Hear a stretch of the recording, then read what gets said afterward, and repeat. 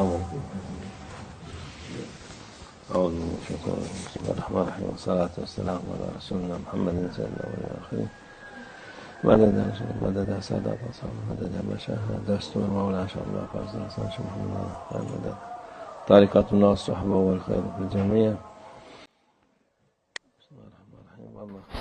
بسم اللہ الرحمن الرحیم.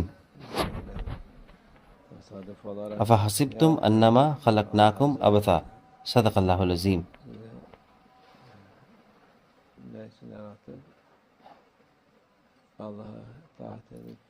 ہم نے ایسا نہیں ہے کہ تمہیں اتفاق سے بنایا. کہتا ہے اللہ عز و جل، اس نے ہمیں کیوں بنایا؟ جس سے کہ ہم اس کی اطاعت کریں اور عبادت کریں. ہم نے یہ تمہیں امتحان کے لیے دیا ہے. کہتا ہے اللہ عز و جل. آج کل بہت لوگ کہتے ہیں کہ ہمیں کیوں بنایا گیا.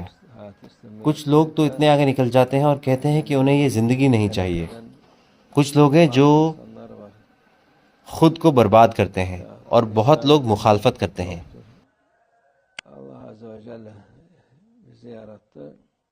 اللہ عز و جل نے ہمیں بنایا. اللہ عز و جل کہتا ہے کہ میں نے ایسا نہیں ہے کہ تمہیں کسی بھی چیز کے لیے نہیں بنایا. آپ اسے قبول کریں یا نہیں،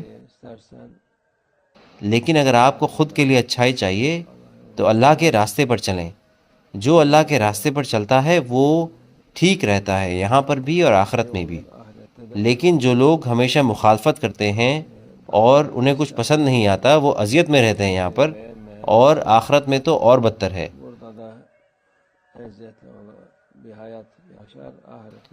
آپ اللہ عز و جل سے یہ نہیں پوچھ سکتے کہ تو نے ہمیں کیوں بنایا، تو نے ایسا ہمیں کیوں بنایا. لوگ اس کے عادی ہو جاتے ہیں جو شیطان کہتا ہے.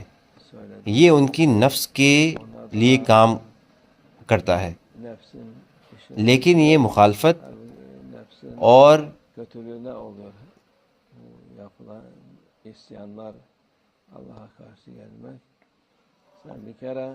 خلاف جانا اللہ کے نفس کی برائی ہے. اللہ عز و جل نے آپ کو انسان کے روپ میں بنایا اور آپ پر یہ نعمت کی ہے. شکر کرنے کے بجائے اور عبادت کرنے کے بجائے اللہ کا وعدہ حق ہے. ان لوگوں کی طرح نہیں جو خام خواہ میں بولتے ہیں، جو 1000 چیزوں کا وعدہ کرتے ہیں لیکن ان میں سے ایک بھی نہیں رکھتے. ان وعد اللہ حق. اللہ کا وعدہ سچا ہے. اگر آپ یہ کریں گے تو آپ کے لیے آخرت میں جنت ہے، اگر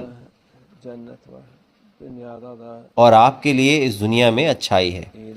نہیں تو لوگ جو ایسا کہتے ہیں کہ ہمیں اچانک سے اتفاقاً بنا دیا گیا، نہ تو وہ آرام سے ہیں نہ انہیں سکون ہے، کیونکہ انہیں پتہ ہی نہیں کہ وہ اس دنیا میں آئے کیوں ہیں.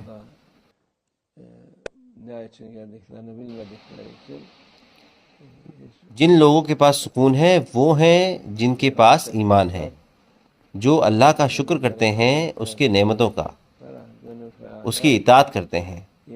ان کے پاس آرام اور سکون ہے.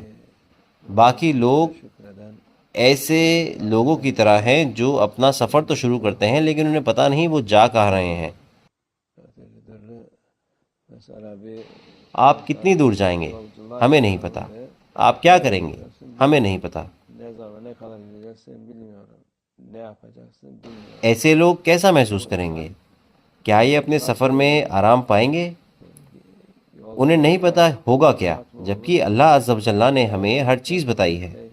آپ یہاں جائیں گے اور وہاں جائیں گے، آپ کو یہ کرنا ہے جب وقت آئے گا، نہیں تو آپ ایسا کریں گے.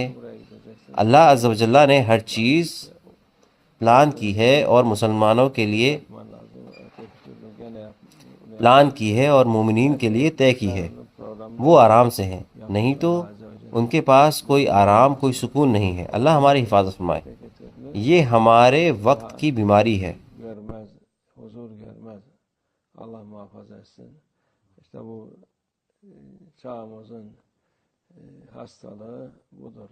لوگوں کو کچھ پسند نہیں آتا، وہ کچھ قبول نہیں کرتے، اور پھر وہ شکایت کرتے ہیں، وہ حکومت کی شکایت کرتے ہیں، وہ ملک کی شکایت کرتے ہیں، وہ اپنی بلدیہ کی شکایت کرتے ہیں،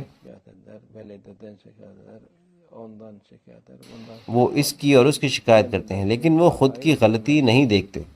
اللہ ہماری مدد فرمائے، اللہ ہدایت عطا فرمائے انشاءاللہ۔ ومن الله التوفيق. الفاتحة.